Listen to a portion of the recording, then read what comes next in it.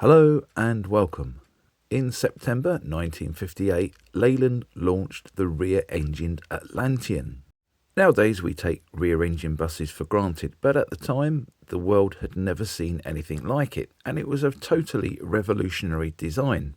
However, when it came to bodying them, bodybuilders didn't really seem to know what to do with the layout.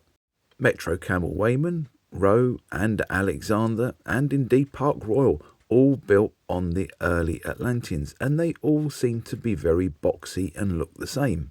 There was no individuality and there was no artistic flair. In fact, Metro Camel and Weyman were using parts on the bodywork for the Atlanteans that was in common with their current front-engined bodywork, the Orion. This bodywork had been around on front-engine chassis since 1952. It was a lightweight design, but certainly wasn't an eye-catcher. It's one of those bodyworks that people either love or hate, and it can always invoke some kind of reaction from somebody. It was quite a boxy design and had deep lower deck windows and shallow upper deck windows, which tended to make the middle of the bus look rather chunky or slab-sided. And when you look at the early Atlanteans, you can see the bodyworks being carried over from these designs. However, at least on a front-engine bus, there was the radiator to break up the blandness.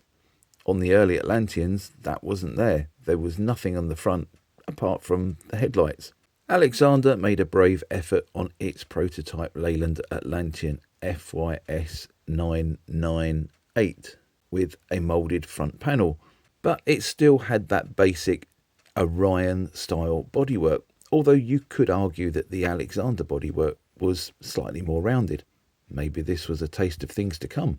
FYS 998 is better known as LA1, Glasgow Corporation's first Leyland Atlantean, and it had the first body completed at Alexander's new factory at the time in Falkirk. This pioneer bus was exhibited at the 1958 motor show, so you can see that Alexander were getting in there early by bodying one of the first Atlanteans built and exhibited. Meanwhile, around this time, car design was starting to change as well, influenced by the cars from America, such as the Chevrolet Bel Air, which was all chrome, curved panels, and curved glass. For the time, in the late 50s, it did look very futuristic.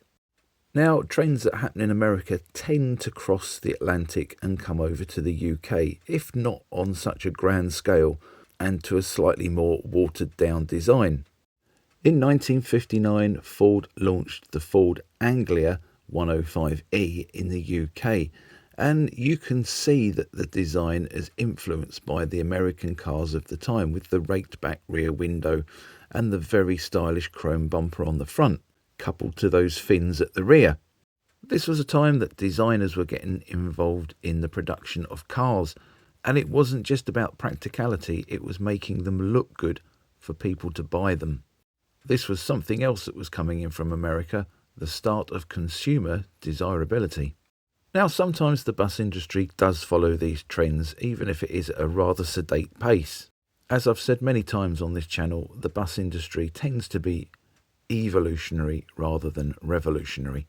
But in the very early 1960s, there were advances with fibreglass technology and that of curved glass as well. Now that started opening up all sorts of design opportunities for those bus bodybuilders who were bold enough to do something different. And Alexander's of Falkirk was this bodybuilder. In November 1961, it launched the first prototypes of its Y-type single-decker bus. This featured curved front and rear windscreens and was very modern looking by contemporary standards. At that time, Alexander was still developing its double-decker bodywork, and this would appear in the summer of 1962. And very cleverly, it would involve the design incorporating the front and rear windscreens from the Y-type single-decker. The rear windscreen of the Y-type single-decker was to become the front upper deck window on the A-type bodywork, as Alexander called it. Both designs shared the same curved windscreen as well. Below the windscreen, the front dash panel was also given a makeover. Instead of plain flat panels with the headlights on them, the front dash was moulded out of fibreglass, which was curved to fit the shape of the windscreen above. The front panel featured mouldings that accentuated the look of the headlamps and side lamps, but also provided strength to the fibreglass moulding. The bodywork was designed in time for a big order of 200 buses for Glasgow Corporation.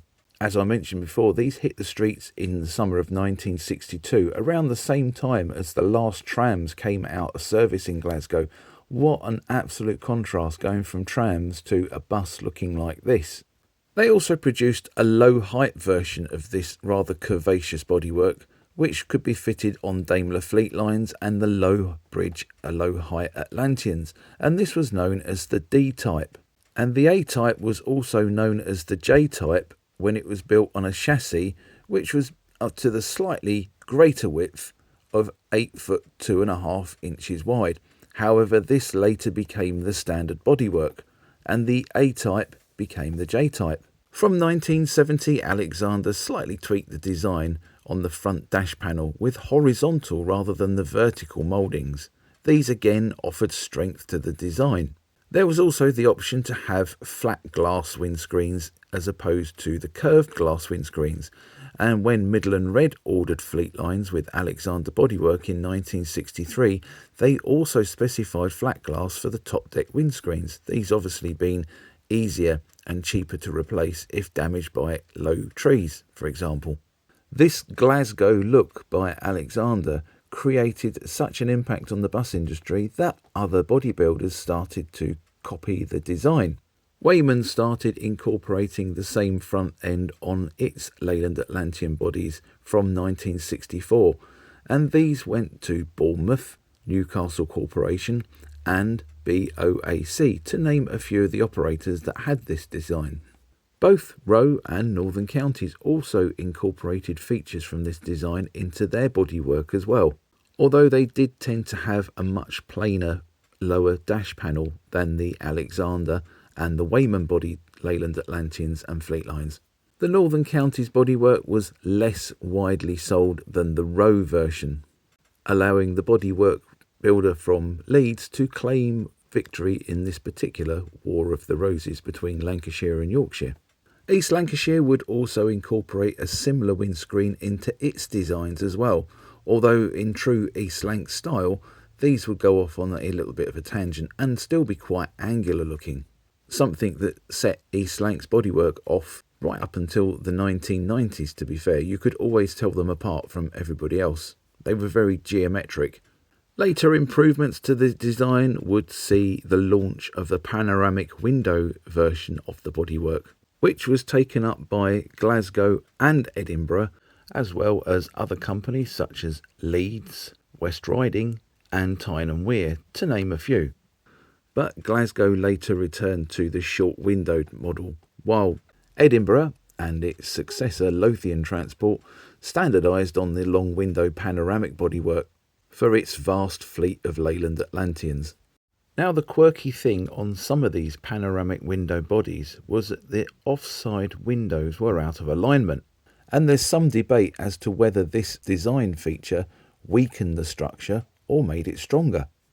From 1972, the J-type was replaced by the L and the AL, which still featured the curvaceous looks, but also had the option for peaked front and rear domes as well.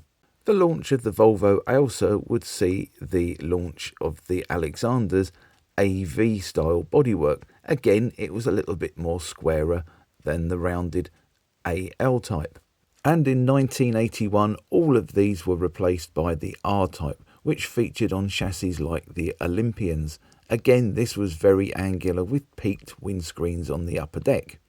And this design carried on through until the late 1990s and was fitted to the last of the Volvo Olympians, along with the facelifted design which was known as the Royale. However, these were later all replaced by the low-floor ALX 400 bodywork. Whilst the more modern AV and R-type bodywork was certainly functional and practical, it certainly didn't have the design aesthetics of that early style J-type bodywork, did it? Certainly wasn't as pleasing on the eye, with being a little bit more boxy as well. Well, I hope you enjoyed this video on how the Atlantean bodywork was evolved from a box into something a little bit more stylish. If you did like this video, please like and share it. And don't forget to subscribe to my channel so that you don't miss my future releases. All the money raised from YouTube goes towards the restoration and upkeep of the Southern Counties Omnibus Collection's vehicles. So that makes you an incredibly wonderful person for choosing to watch this video. You're helping old buses while you're watching videos on old buses. Thank you so very much for watching. Bye for now.